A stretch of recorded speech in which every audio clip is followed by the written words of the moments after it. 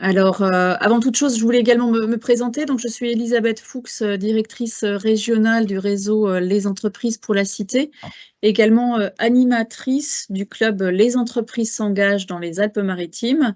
On a également avec nous Nadine Girard. Je te propose, Nadine, de te présenter donc pour la tête 06.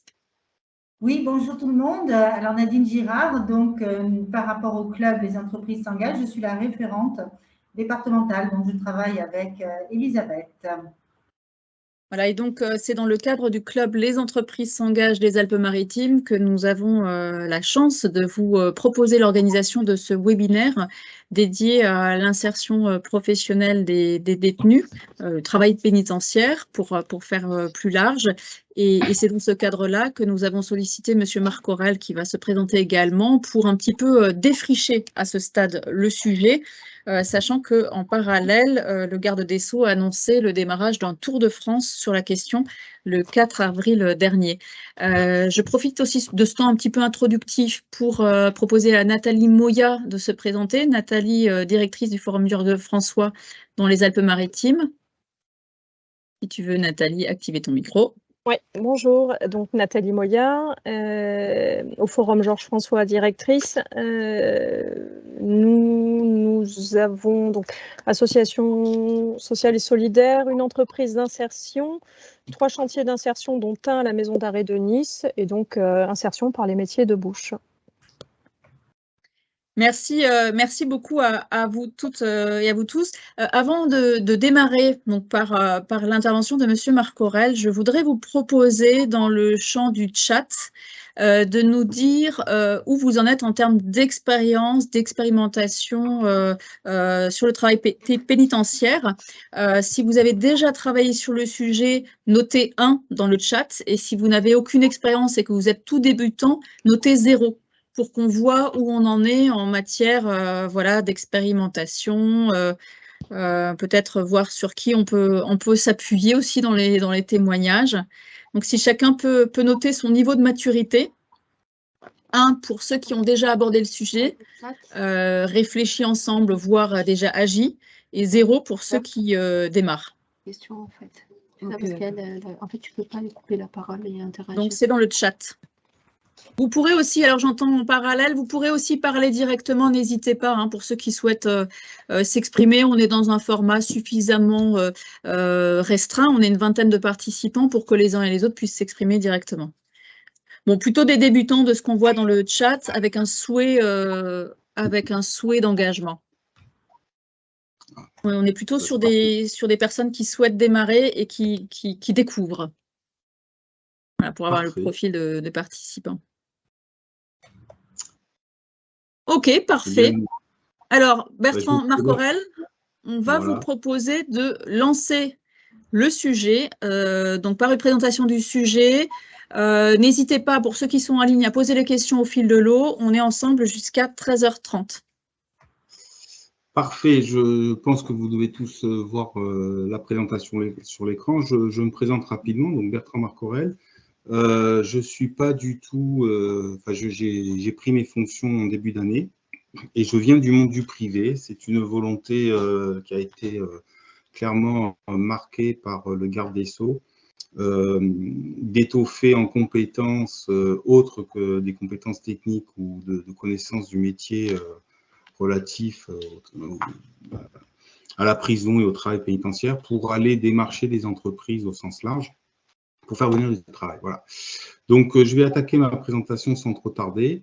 Je vais vous présenter, ça c'est en fait la direction interrégionale des services pénitentiaires de Marseille qui couvre 2 régions administratives que sont la Provence-Alpes-Côte d'Azur et la Corse. En fait, vous voyez, il y a un certain nombre d'établissements et au total, pour avoir une idée, sur toute la France métropolitaine, il y a à peu près 180 établissements. Pas tous peuvent accueillir du travail. Sur la région PACA, vous en avez 9 qui sont vraiment dimensionnés pour pouvoir accueillir ce genre de prestations. Et vous avez la même chose en Corse, où il y en a sur les 3 établissements, il y en a un qui est vraiment bien outillé. Les autres, alors pourquoi tous ne peuvent pas le faire? Parce qu'il y a un historique des maisons d'arrêt qui fait que comment dirais-je, la conception de la personne qui était détenue et du lieu où on se faisait a lentement évolué et le travail a lui-même évolué avec les évolutions économiques. Voilà. Donc en fait, commençons par le début. L'incarcération, c'est quoi? C'est une décision judiciaire qui fait que des personnes qui sont condamnées, c'est-à-dire qui ont été jugées ou prévenues, qui sont suspectées, vont être incarcérées. Et pendant ce temps de détention, c'est un moment qui peut être tout simplement mis à profit par la personne détenue pour préparer son insertion ou voire même des fois sa réinsertion. Voilà. Tout ça, vous avez un cadre législatif, sans rentrer dedans, mais en gros, depuis novembre 2009, le service public pénitentiaire va s'appuyer à la fois sur les autres institutions de l'État, mais aussi sur les entreprises et tout réseau qui peut exister pour favoriser cette insertion ou réinsertion. Pourquoi les entreprises peuvent participer à cette démarche? Tout simplement, c'est que ça peut venir amener du travail en prison, en fait. Ça peut poser sur plusieurs ressorts. Tout d'abord, vous avez la volonté personnelle d'un chef d'entreprise ou d'une direction de vouloir favoriser l'insertion d'une personne détenue.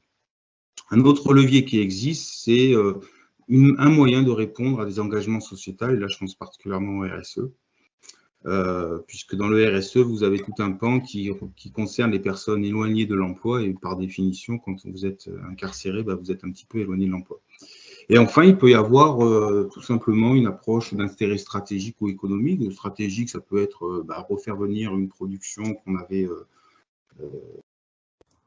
externalisée. Ça peut être des apports purement économiques. Ça vous permet d'être à proximité de votre établissement. Enfin, l'établissement est à proximité de vous. Mais ça peut aussi être une combinaison des trois. Mais grosso modo, toutes les personnes qui font et qui ont la capacité de proposer du travail à des détenus, ils vont s'appuyer sur un de ces trois piliers ou plus.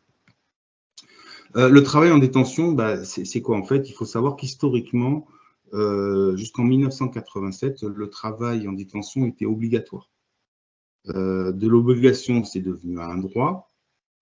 Et en fait, vous aviez historiquement une conception du travail comme étant quelque chose qui permettait la rédemption, la pénitence. Et on s'aperçoit qu'en fait, le travail, ça apporte deux choses au détenu. D'abord, sur sa vie personnelle, il y a un rythme de vie à suivre. Il y a des obligations qui sont liées à ce rythme de vie à suivre. Et ça, c'est quelque chose qui va structurer en fait son temps d'incarcération. Au niveau professionnel, on va retrouver un peu les mêmes choses, puisqu'il va falloir respecter des horaires, des consignes qui vont être données sur les tâches à réaliser. Il va falloir respecter les règles d'hygiène et de sécurité au travail.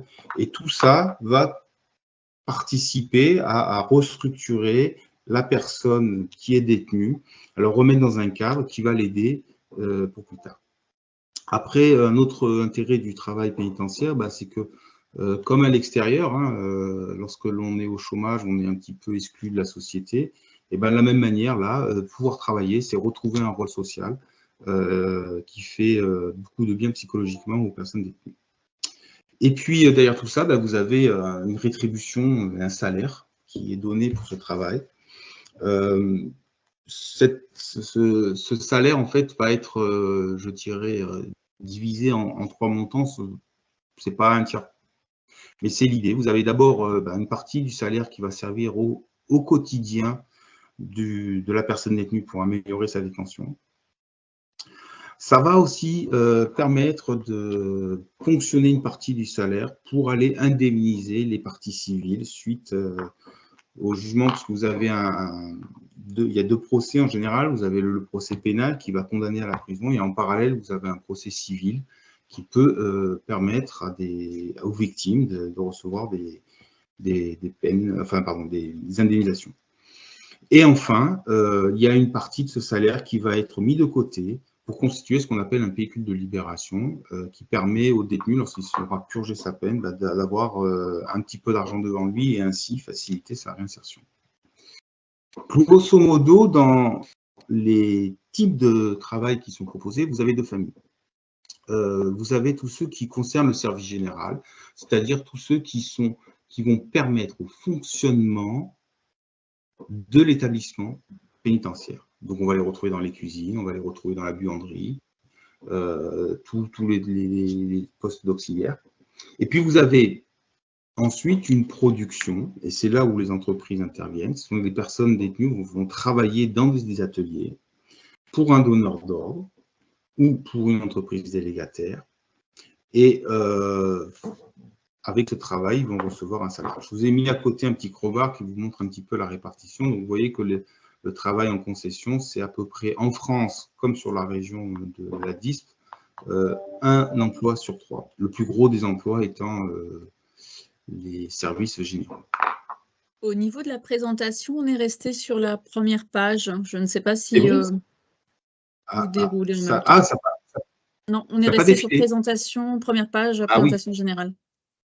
Alors, attendez, je recommence tout. Je vais repartir à 0 à ce moment-là, on va essayer. Voilà, là, on voit effectivement, là, on voit la page 8.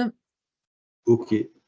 C'est bizarre, ça. Il faut bien le dire. Alors, je recommence. Et là, on a perdu. Ouais, il faudrait peut-être relancer. Là, on a perdu complètement l'écran. La présentation. Oui. Alors, ouvrir le bac.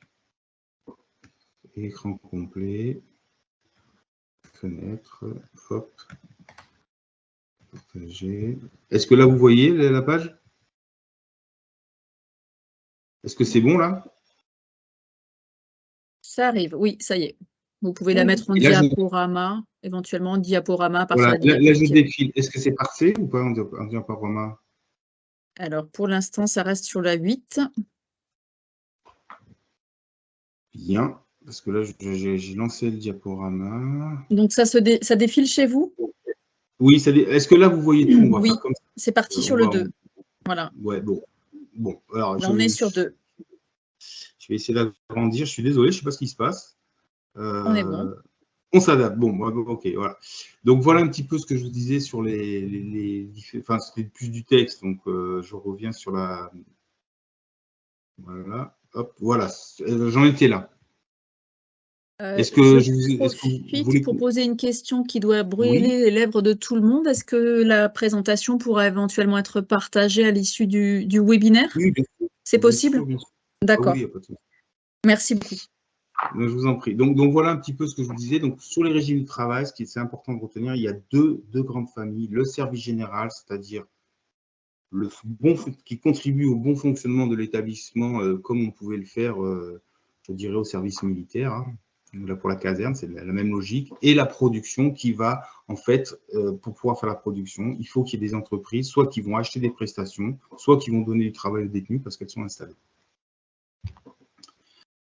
Voilà. Et alors, qu'est-ce qu'on va retrouver comme forme d'entreprise? Ben là, c'est la première, je dirais, innovation, c'est qu'on va retrouver à peu près tous les types d'entreprises qui existent en dehors de la prison. Donc, on va avoir des concessionnaires et des délégataires. La différence, c'est que le concessionnaire, c'est une entreprise qui s'implante.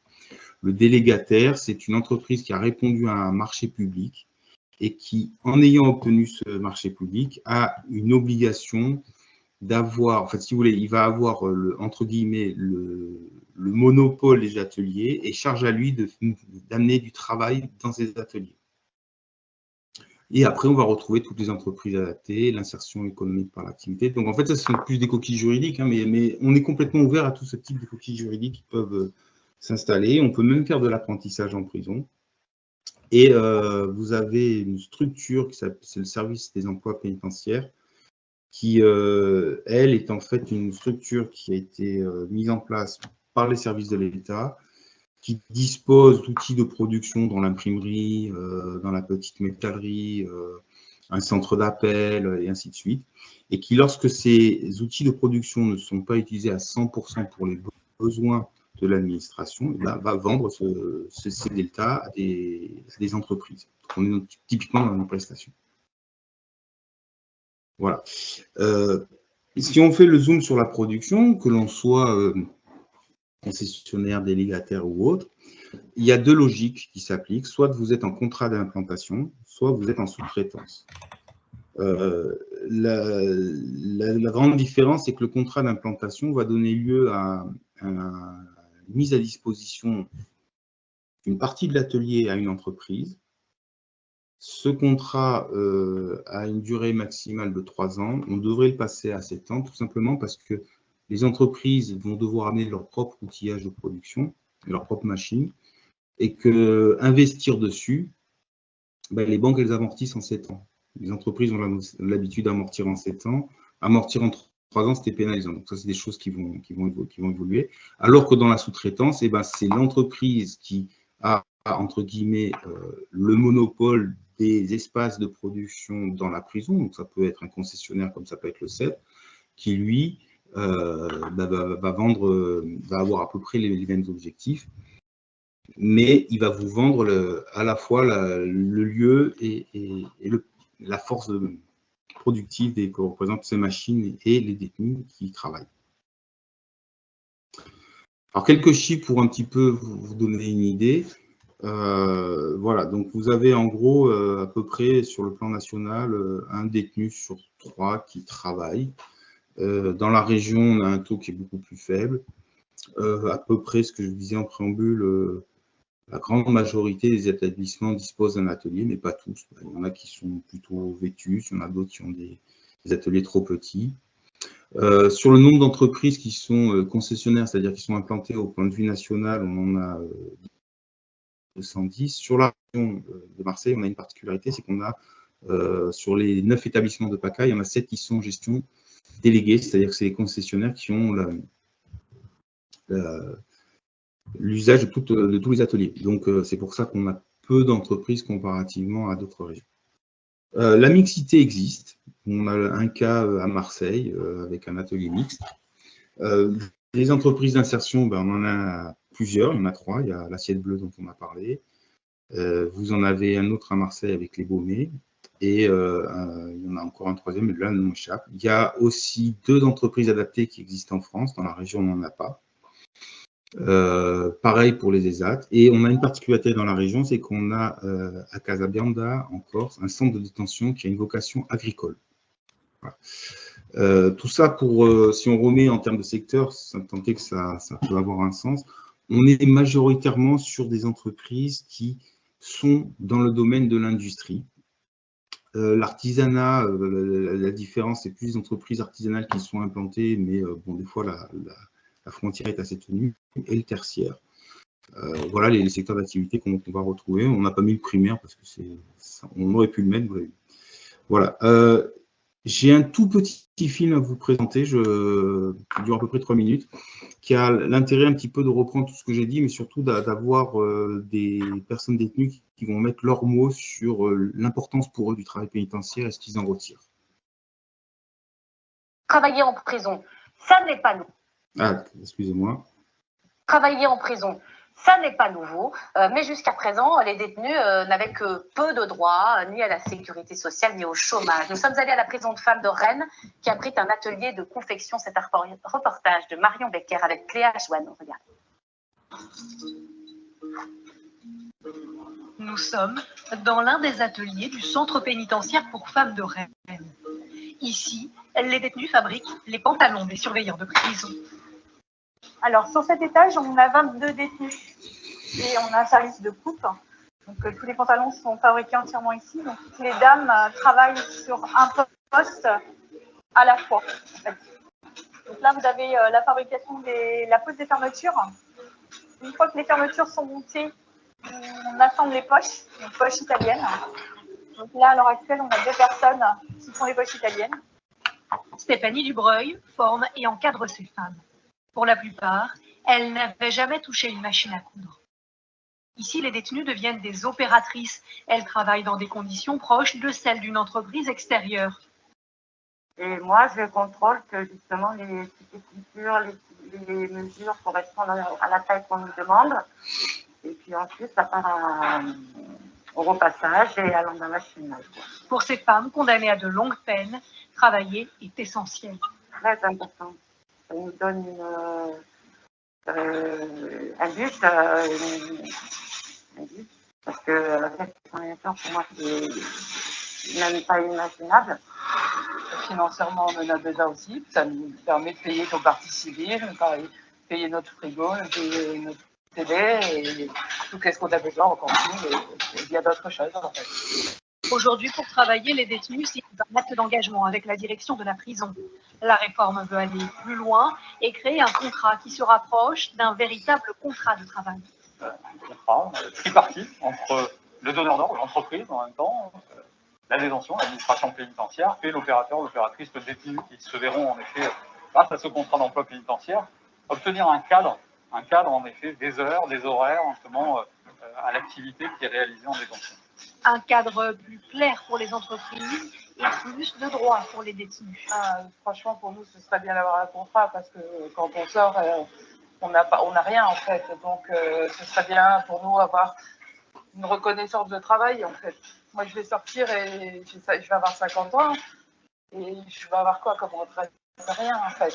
Alors que j'ai passé plusieurs années, croyez-moi, ici. Donc, c'est embêtant et on en a besoin. Honnêtement, on en a besoin. C'est un droit, c'est comme tout le monde. On a le droit d'être respecté comme tout le monde. Ces femmes qui touchent 45% du SMIC cotiseraient ainsi pour leur retraite ou pour le chômage. Un pas supplémentaire pour les accompagner vers la réinsertion. Voilà.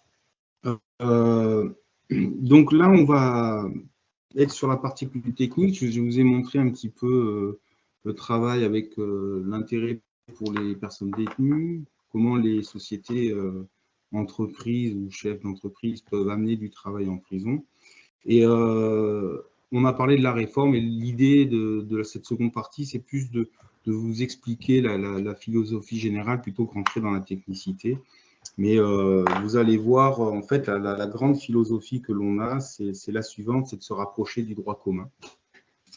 En gros, ce que vous connaissez dans vos contrats de travail, dans votre vie d'entreprise, vous allez le retrouver en prison. Alors, cette volonté de se rapprocher du droit commun se décline en plusieurs points. Tout d'abord, il y a une procédure de recrutement concertée, ça c'est la spécificité du fait d'avoir des personnes détenues, qui va être mise en place. On va rapprocher le contrat d'emploi pénitentiaire de ce qui existe dans le droit commun. Il va y avoir une rémunération qui sera adaptée pour tenir compte des particularités des personnes détenues et ce fameux contrat d'implantation par les concessionnaires qui va permettre aux structures soit de disposer d'une surface pour y développer leur activité. Alors, le premier parcours, alors, sans rentrer dans les détails, ce que je veux vous montrer, c'est tout comme lorsque vous avez un besoin pour recruter, vous allez lancer une offre d'emploi, il y a tout un processus de recrutement. Et là, c'est la même chose. C'est-à-dire que les services de la prison vont recevoir tous les détenus, valider si on peut les classer ou pas au travail, s'ils ont envie ou pas. Et une fois que les personnes ont été, je dirais, classées comme au travail, donc à taux de travail, on va avoir un jeu entre les entreprises qui vont dire moi j'ai besoin d'un opérateur sachant faire telle chose pour telle durée.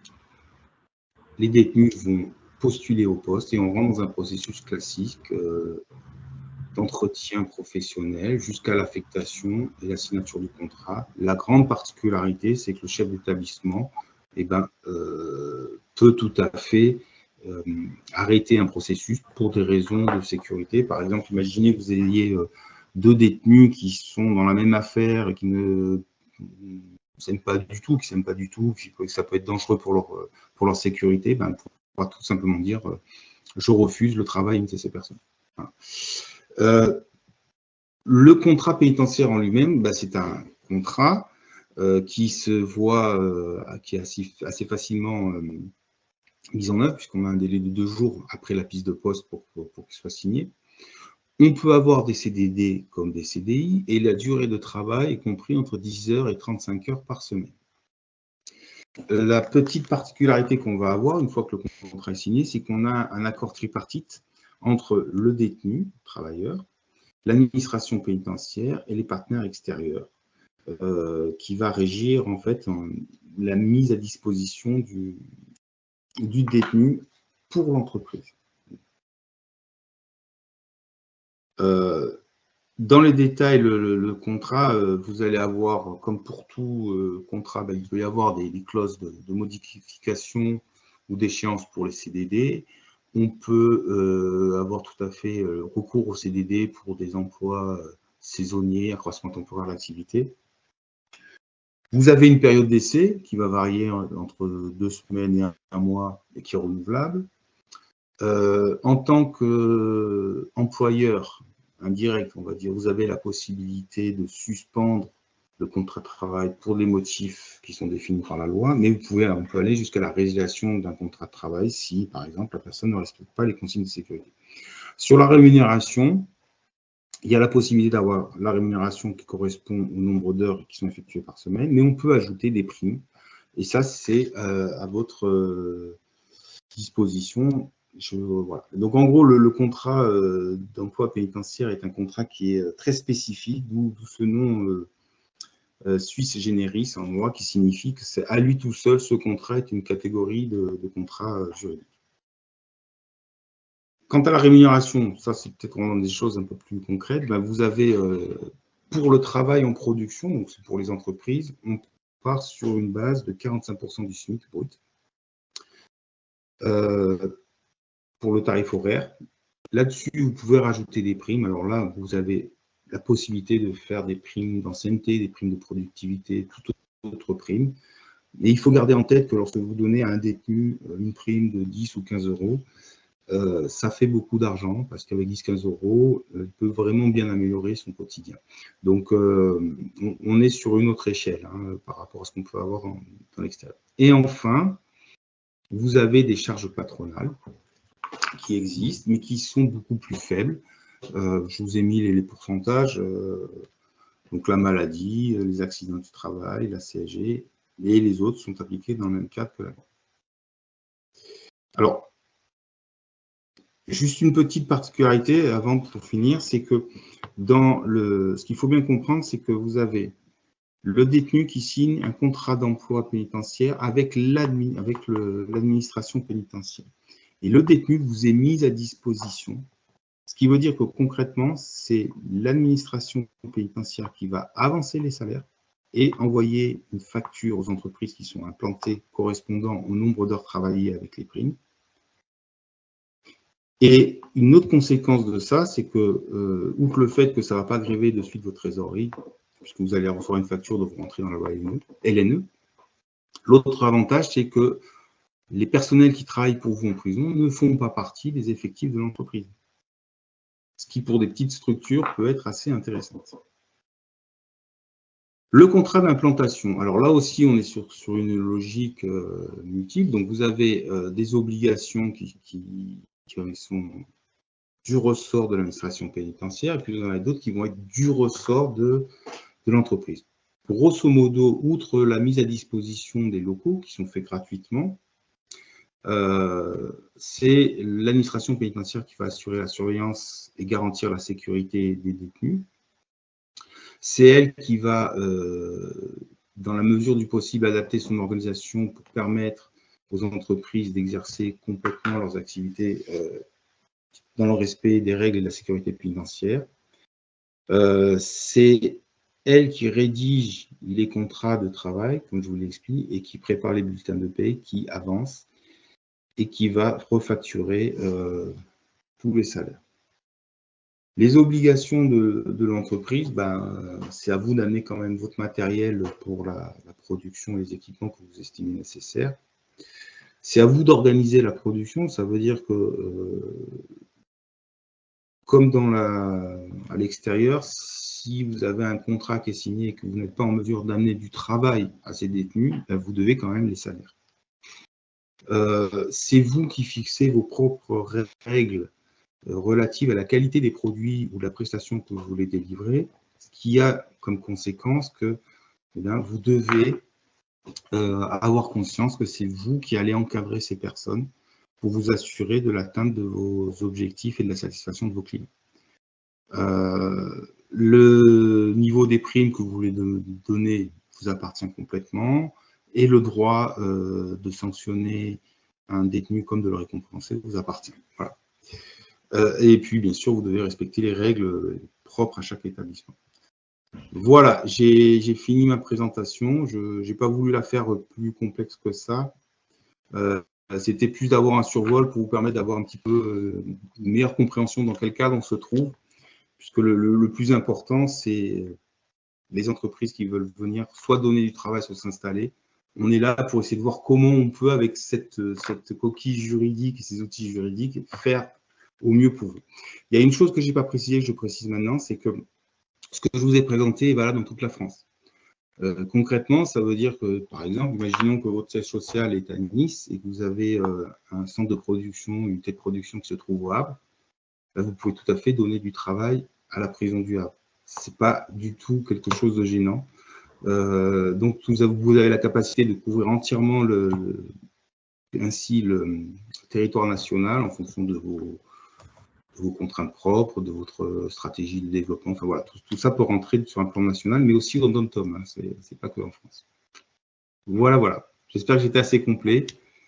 Si vous avez des questions, surtout n'hésitez pas, peut-être qu'il y a des compléments à donner avant.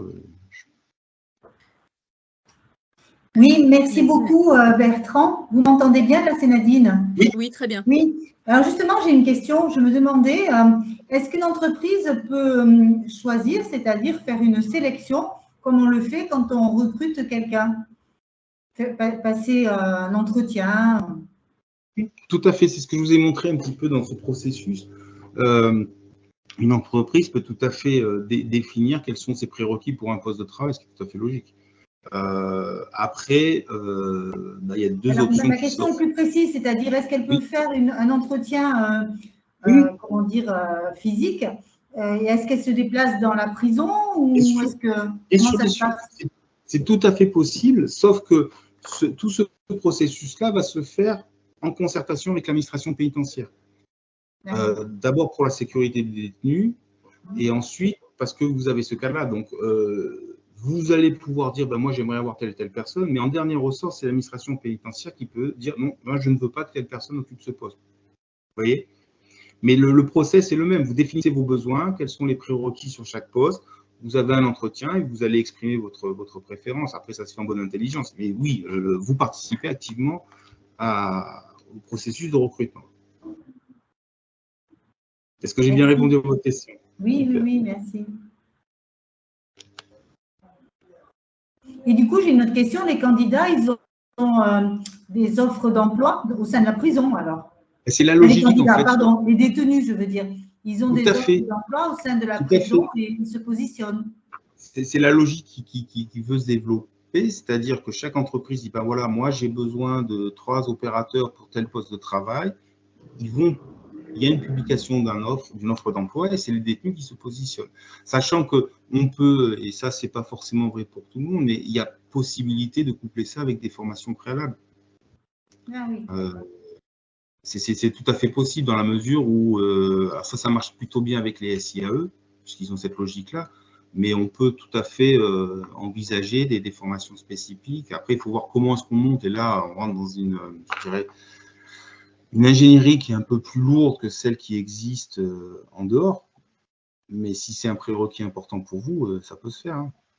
Par exemple, vous avez des centres d'appel, vous n'allez pas mettre quelqu'un sans le former au préalable à la façon dont il va gérer l'interface de la machine enregistrée. Vous voyez ? Ok, merci. J'avais une question qui est un petit peu liée à celle de Nadine Girard sur les compétences qu'on peut retrouver en prison. Est-ce que certains centres pénitentiaires peuvent être spécialisés par rapport à tel ou tel type de service? On a évoqué par exemple un centre d'appel. Est-ce qu'on sait pouvoir faire régulièrement appel à telle ou telle prestation par centre? Alors, vous avez les services d'emploi pénitentiaire qui, eux, ont vraiment, enfin, donc c'est l'État, si vous voulez, qui a investi dans des moyens de production. Et dans ces moyens de production, on va retrouver de la couture, c'est ce que vous avez vu dans le film, pour fournir des uniformes. Mais là aussi, ils ne sont pas à 100%, il y a possibilité de fournir des entreprises. Tout ce qui est la métallerie, petite métallerie que vous allez retrouver en prison, les centres d'appel et autres. Donc là, ils sont dans une logique de prestation, c'est-à-dire qu'ils vont vendre une prestation complète ou un produit. Ensuite, pour les entreprises comme pour les concessionnaires parce qu'ils sont en gestion déléguée. Là, il n'y a pas vraiment de spécialisation. Ça va dépendre. L'entreprise va amener son outil industriel et ses produits. On va produire ça spécifiquement. Ils vont pas s'intéresser à d'autres personnes. Alors que les prestataires de gestion déléguée en PPP, eux, vont plutôt être dans la logique de l'intérieur. Vous avez un surcroît d'activité à un instant T, vous avez besoin d'une main-d'œuvre supplémentaire, ils vont la fournir. Je vais vous donner deux exemples. Par exemple, pendant la campagne, on va ramasser l'ail. L'ail sort de terre, il est un peu sale, et bien il y en a beaucoup qui vont passer en prison pour enlever la terre et les commercialiser. Vous voyez, c'est vraiment ponctuel par rapport à un besoin. Vous pouvez avoir dans tout ce qui est, par exemple, la cosmétique, la fête des mères arrive, il faut faire des petits coffrets personnalisés avec un parfum, un rouge à lèvres, n'importe quelle crème. Et ben, c'est eux qui vont constituer ce truc. En fait, on est sur des prestations qui sont soit difficilement automatisables, parce que trop cher, ou soit soit ils sont difficilement automatisables parce que ça coûte trop cher, ou on ne peut pas les automatiser. C'est typiquement, par exemple, quand vous avez, même si ça va disparaître, les différents prospectus qui viennent dans votre boîte aux lettres pour n'importe quelle grande surface. On prend tout un tas de prospectus et les assembler, ben c'est fait à la main, ça souvent. Voilà. Donc après, vous avez cette compétence pointue qui peut exister, mais vous pouvez la développer. On a un petit peu ces trois options qui existent par rapport aux besoins de l'entreprise.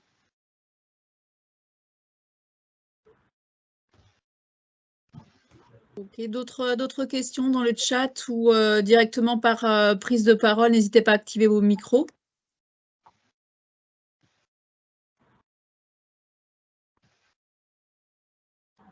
Oui, moi j'ai encore une question. Un détenu là qui va travailler dans une entreprise, le transport, c'est-à-dire pour aller dans l'entreprise, c'est la prison qui organise ou c'est l'entreprise? Non, en fait, les ateliers sont dans l'enceinte pénitentiaire. Ah, toujours dans l'enceinte, il ne sort pas. Toujours, oui, parce que le détenu est condamné à une peine d'enfermement. Oui, d'accord. Voilà, donc il reste dans la prison. Alors après, vous avez la possibilité en fin de peine d'adapter les peines, mais ça, ce n'est pas l'entreprise qui décide, c'est le juge d'application des peines qui peut le décider.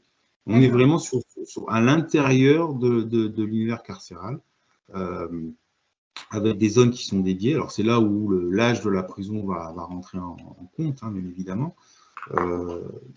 Mais donc, c'est à l'entreprise d'amener le matériel et de le récupérer. Et l'administration pénitentiaire va, en fonction des horaires de travail, s'occuper d'amener les personnes sur leur poste de travail. Ok. Merci.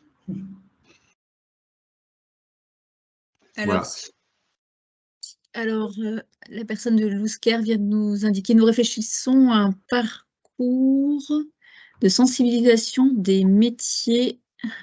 Je n'ai pas la suite directement en live, le temps que ça remonte. Oui. Vous voyez dans les commentaires, moi ça me prend plus de temps. Avec une possibilité et après je ne vois pas. De les former en amont. Est-ce que c'est quelque chose de réalisable? Oui, c'est ça. Enfin, après, ça dépend du type de formation que vous avez. Dans l'absolu, oui, c'est tout à fait réalisable. C'est aussi un autre axe que je n'ai pas du tout développé, c'est le lien dedans-dehors. C'est-à-dire que c'est sûr que si vous offrez à un détenu la possibilité de travailler ou d'apprendre un métier avec une perspective éventuellement d'un emploi en sortant, c'est quand même plus motivant. Voilà. Maintenant, les formations qui sont proposées, en tout cas dans la région, la plupart, ça passe par un système d'appel d'offres de la région. Et donc là, on tombe dans des lourdeurs administratives qui sont, moi, je ne maîtrise pas du tout. Même s'il y a des possibilités pour ce qu'on appelle des formations innovantes, un petit peu d'aller un peu plus vite. Et oui, c'est cette logique-là qu'on essaye d'avoir, puisque vous avez déjà tout un tas de formations, notamment pour les métiers de bouche, qui sont proposés. Tout ce qui va être boulangerie, tout ce qui va être cuisine, tout ce qui va être le smacking, c'est des choses que l'on propose et qui peuvent ensuite permettre à des détenus de travailler dans ces métiers-là. Vous avez d'autres types de prestations, je pense notamment centre d'appel, c'est des choses qui peuvent être plus facilement transférables que nettoyer de l'ail ou des choses comme ça, mais il en faut aussi. Mais oui, c'est la logique qu'on aimerait développer et c'est là où les SIAE sont très pertinentes parce qu'elles vont investir du temps en amont sur former du personnel. Une fois que le détenu aura purgé sa peine, ils ont la possibilité de les prendre dans leur structure. Donc là, effectivement, il y a un lien qui est très fort. Après, ça dépend de quel métier en tension. Vous avez aussi les CACES qui sont nécessaires pour toutes les prisons forment des gens au CACES. En sortant, ils ont l'équivalence. Donc, ça peut participer. Maintenant, pas sur tous les métiers, bien évidemment, mais c'est la logique qu'on essaie de développer en tout cas. Vous souhaitiez compléter pour le SCARE, hein, sinon après on Oui, va passer. s'il vous plaît. Oui, excusez-moi, bonjour. Donc, Céline Boucher-Martin, la directrice de l'USCARE. Donc, effectivement, c'est un sujet, moi, qui nous tient à cœur au niveau de l'équipe. Et on souhaiterait savoir vers qui on devrait, vers qui on peut se diriger pour justement pouvoir en discuter et proposer la bonne offre, entre guillemets. L'offre de formation, vous voulez dire?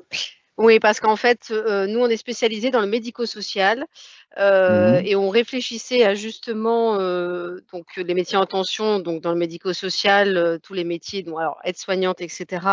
On oublie parce que automatiquement ils demandent le casier judiciaire, donc c'est quelque chose qui n'est pas proposable.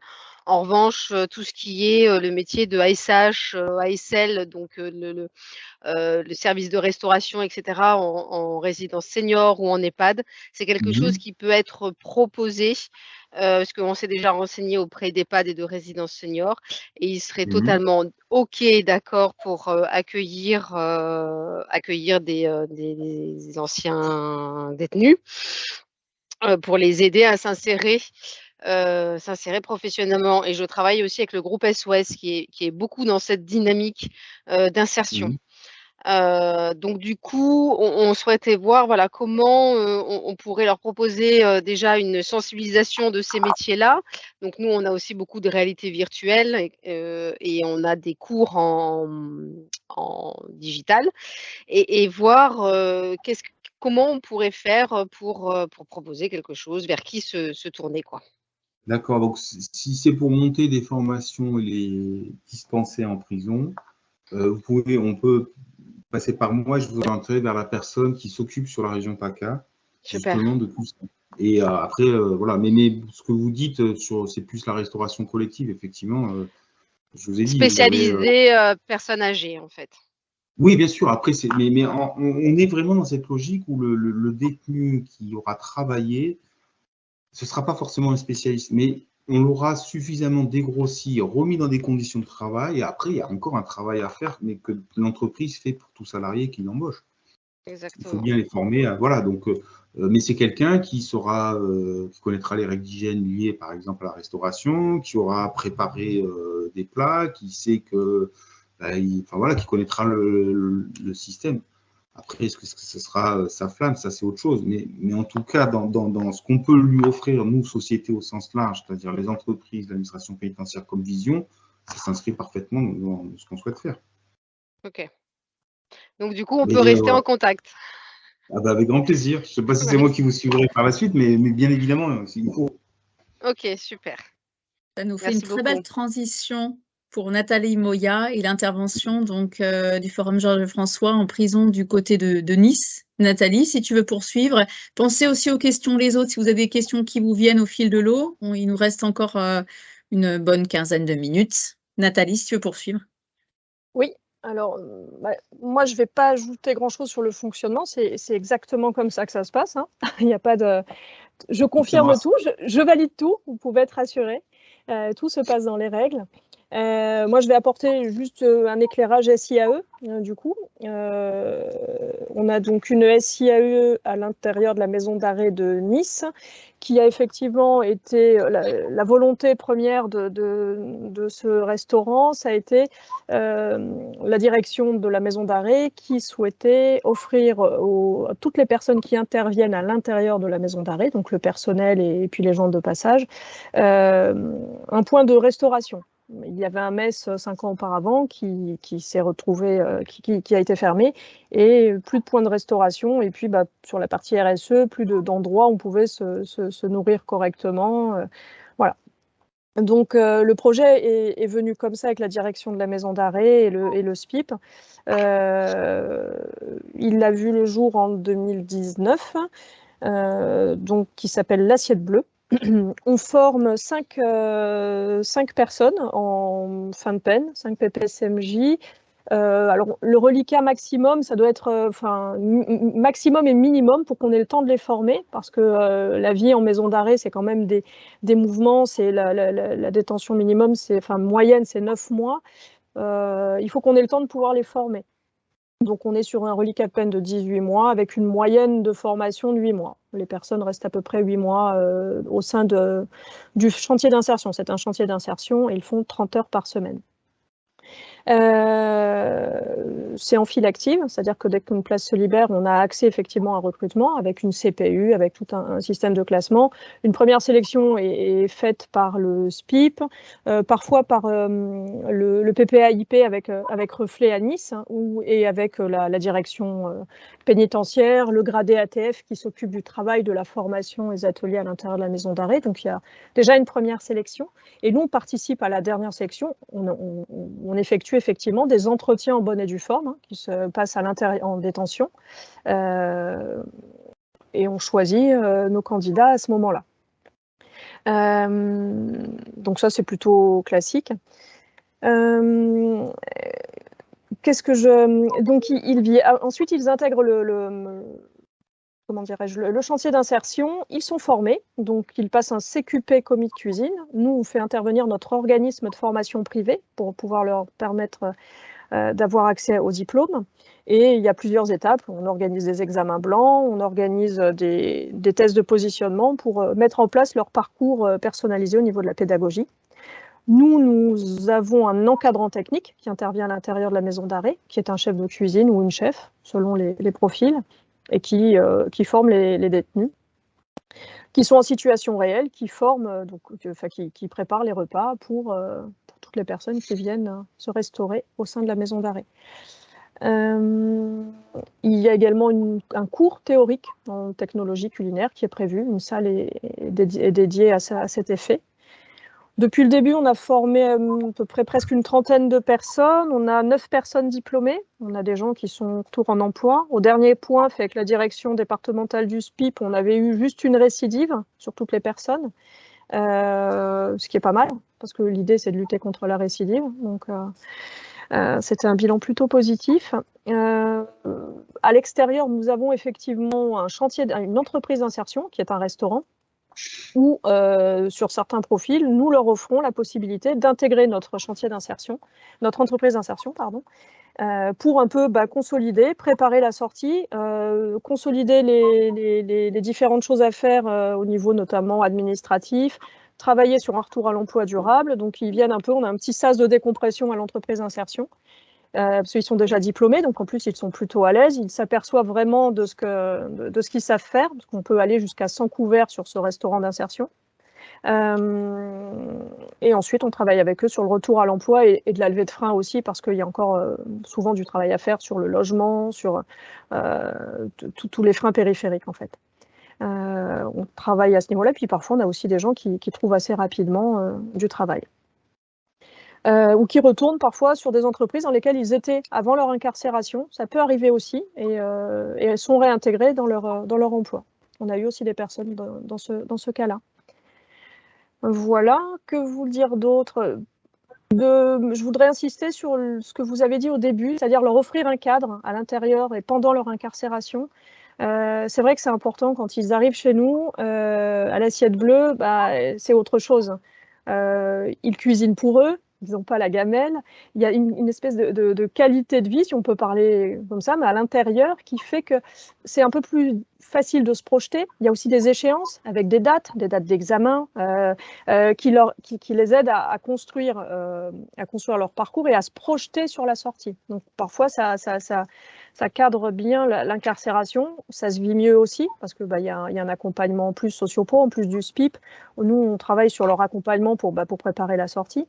Donc, ce cadre qu'on leur donne avec des horaires, avec le respect des règles d'hygiène, avec un moment, si ça ne se passe pas bien, effectivement, la possibilité d'être envoyé pour la journée parce que ça ne va pas être possible, la possibilité du déclassement aussi, hein, pour des raisons disciplinaires ou parce que les règles au travail ne sont pas respectées. Et puis de construire un projet petit à petit, d'apprendre des choses, de se sentir utile, voilà, c'est extrêmement important et ça change toute la détention, vraiment, ça c'est plus la même. Hein.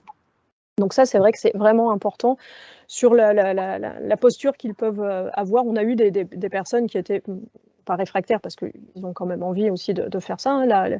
Une des bases aussi, c'est qu'ils soient motivés, qu'ils aient envie d'apprendre parce qu'on leur fait passer quand même un diplôme et après pour s'insérer dans un secteur d'activité précis.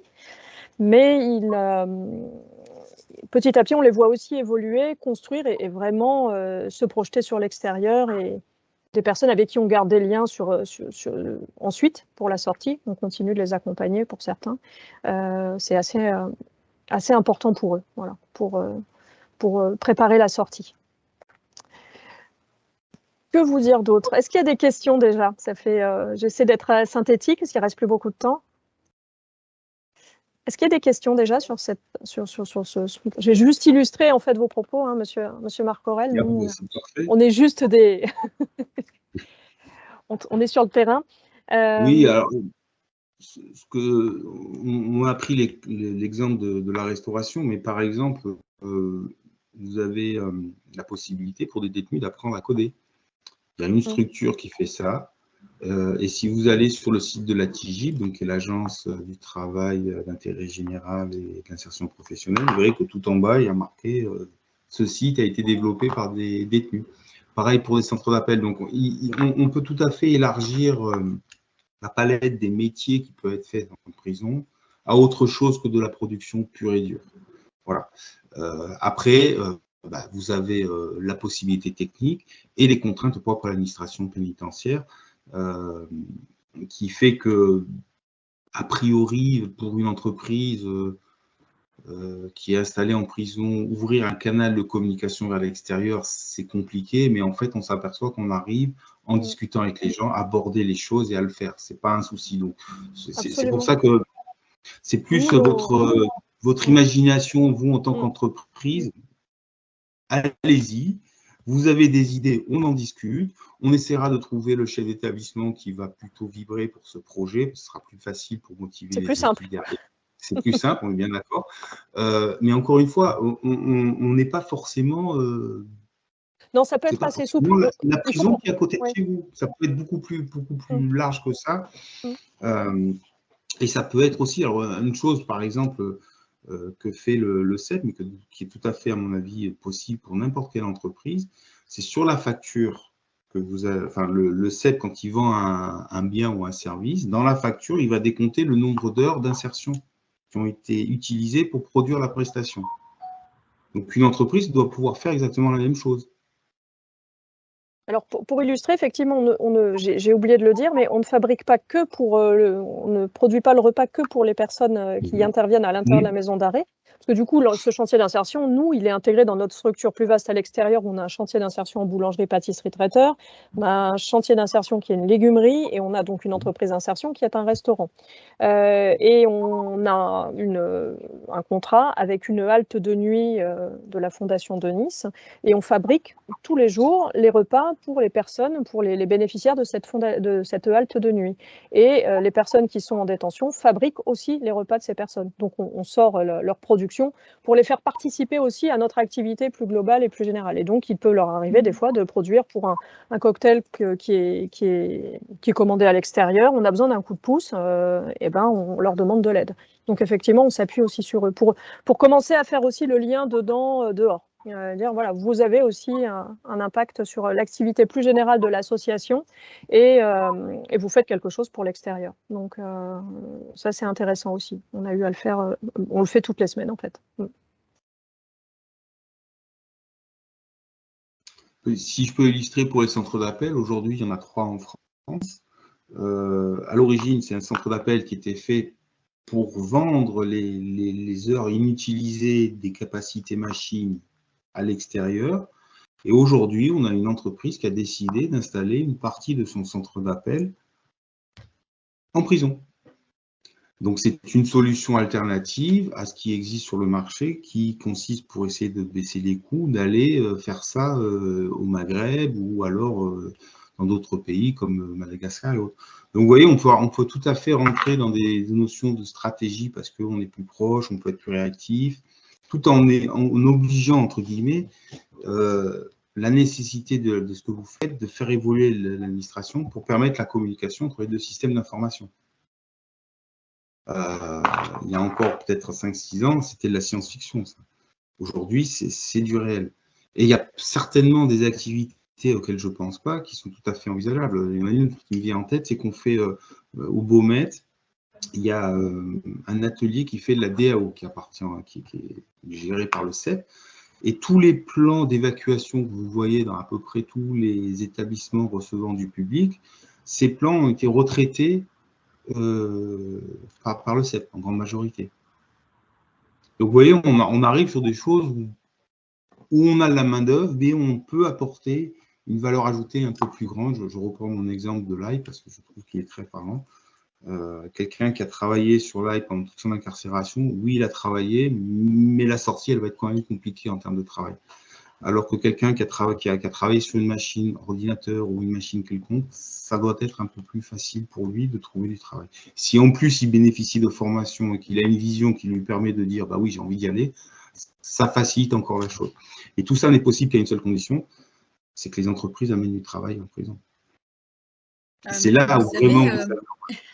Pour accompagner la réflexion des entreprises sur le sujet, est-ce que vous avez une forme de référentiel ou catalogue de pratiques qui peut se faire ailleurs, peut-être sur le site de la TIGIP ou ailleurs, où l'entreprise pourrait dire « tiens, ça, je pourrais le sous-traiter » ou « ça, on pourrait le faire ensemble ». Il y a effectivement la TIGIP, qui est une solution, d'aller sur le site de la TIGIP.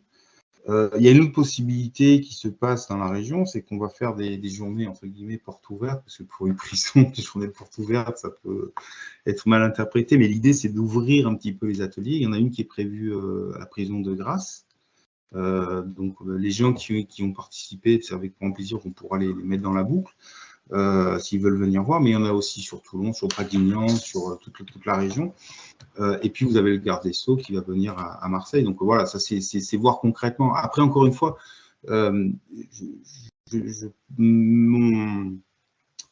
ma fille va plus dans le sens, il ne faut pas se limiter. Donc, c'est vraiment l'entreprise qui dit, tiens, j'aimerais voir si c'est à ça, j'aimerais pouvoir le développer en prison, c'est possible. Après, on voit, est-ce que c'est plus avec le CEP qu'on peut le faire? Est-ce que c'est plus du ponctuel, donc vous orientez vers les prestataires que sont GEPSA, IDEX, ou à l'inverse, que pour vous, c'est vraiment intéressant de s'employer? Parce que derrière tout ça, il y a quand même, ce qu'on va rechercher, c'est le nombre entre guillemets, d'emplois qu'on va créer et de manière pérenne. Il est sûr qu'une entreprise qui va me dire, moi, je peux créer un poste à l'année, ça fait beaucoup d'investissements pour peu de postes créés. On va préférer une entreprise qui va dire, moi, je peux en créer 8, 9, 10, 12. Donc, on le basculera plus sur une solution qui va lui permettre de pouvoir bénéficier. Voilà, mais tout ça, c'est de la discussion, de l'échange avec fondamentalement la croyance qui est amener du travail en prison, c'est aider les gens qui le veulent, bien évidemment, parce que ceux qui ne veulent pas, ils ne veulent pas, quoi, hein, c'est comme l'âne, hein, s'il n'a pas soif, il ne boit pas. On peut les aider à s'intégrer et à faire en sorte que la prison n'est pas un mauvais souvenir, mais elle leur a permis de donner un deuxième élan dans leur vie. Et je crois que c'est ça le plus important. Donc après, voilà, ça peut être, il peut y avoir des travaux d'archivage, je ne sais pas, je ne peux pas avoir la connaissance parfaite. Mais voilà, mais visiter les ateliers, ça se passera au mois de juin, ça peut être quelque chose pour permettre aux personnes de plus concrètement se dire, ah oui, c'est comme ça, j'ai compris ce qu'on en fait. Vous aurez peut-être la même présentation en bonne partie, mais ce n'est pas ça qui est important. C'est vraiment de voir comment vous imaginez travailler dans un univers qui n'est pas forcément l'univers que vous connaissez, qui a ses contraintes, et c'est normal qu'elle les ait, hein, parce qu'on est quand même content que les gens enfermés restent enfermés. On a une question concernant Grasse. La date de Grasse est évoquée, la visite, on parle de juin. Vous avez précisément le jour? 2 secondes. Alors, Grasse, c'est prévu le 21 juin matin. D'accord, donc rendez-vous pour celles et ceux qui le souhaitent. Alors, comment on s'organise? Est-ce qu'on vous renvoie directement vers vous? C'est vous qui gérez les inscriptions des C'est nous qui participants? allons, enfin voilà, alors là c'est un peu, c'est notre sauce interne, on va dire, mais par contre, les entreprises qui ont participé, ça devient cohérent de vous envoyer l'invitation, puisque c'est comme ça qu'on avait conçu cet échange, hein. C'était aussi un moyen de faire un petit peu du teasing. Donc oui, envoyez-moi les personnes qui le souhaitent, nous le disent, on les mettra dans la liste et elles recevront toutes les informations. Voilà, on peut envoyer vos coordonnées à ceux qui participent aujourd'hui, qui seraient intéressés d'ores et déjà à s'inscrire, et nous, par ailleurs, envoyer votre invitation pour proposer à d'autres personnes de se joindre à la rencontre. Ok. Alors après, juste une petite remarque, on est dans un milieu qui est fermé, donc les murs ne sont pas extensibles à l'infini, donc ça veut dire qu'il ne faut pas attendre le dernier moment pour s'inscrire, tout simplement parce qu'il y a des procédures de sécurité qui prennent un petit peu de temps et on ne peut pas se permettre de faire l'impasse dessus. Donc ça veut dire que si vous voulez venir, je vous conseille, dès que vous recevez l'invitation, de faire, entre guillemets, acte de candidature. Très bien, donc on attend de votre part le lien de façon à formaliser les inscriptions. On a quelques questions encore sur le chat, si on peut se permettre dans les 5 minutes restantes de les prendre. Combien de temps peut prendre la mise en œuvre de ce type de projet entre l'idée et sa mise en œuvre sans besoin d'investissement machine, et quelle serait la première étape? Alors, le temps, je vous dirais que ça dépend en fait, hein. Vous comprenez bien que si vous avez juste un bureau et une chaise à installer, ou si vous devez développer une interface entre votre système d'information et celui de la prison, bah, ça ne prend pas le même temps. Mais ceci dit, ça peut être assez rapide, hein, puisque par exemple, pour développer un centre d'appel, dans les 6 mois, ça doit être faisable.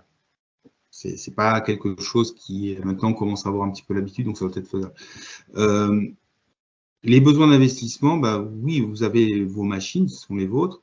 L'autre investissement que vous allez avoir, bah, c'est sans doute la formation au poste de travail des différents détenus, le temps que vous allez passer pour sélectionner les détenus.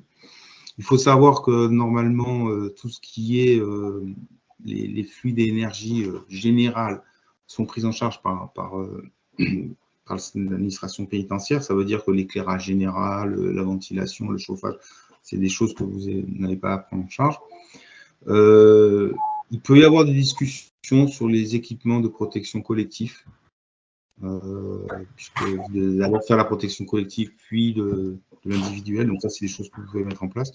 Et la première démarche, eh ben, c'est tout simplement qu'on en discute, hein. C'est voilà mon projet, c'est ça. J'aimerais pouvoir amener tel type d'activité, et après, ben, on essaie de faire ça au mieux, hein. Mais je sais que dans d'autres régions, il y a des structures qui ont pu s'implanter en quelques semaines. Ça va dépendre de la cause qu'il y a. Ça va dépendre… Oui, vas-y, allez-y. Ouais. Juste pour Nice, pour illustrer justement, ça a pris 1 an, tout au plus. Bon, il y avait une structure de base de la cuisine du MES qui existait. Après, il y a eu bien sûr de l'investissement matériel à mettre à jour, mais ça a été très rapide à partir du moment où on a mis à l'époque la directe, tout le monde autour de la table, Marseille, l'administration pénitentiaire, la direction. Ça a été extrêmement rapide. Il y avait une volonté commune et ça a été très très fluide. Ça a été très bien. Donc en 1 an, on était implanté, même pas.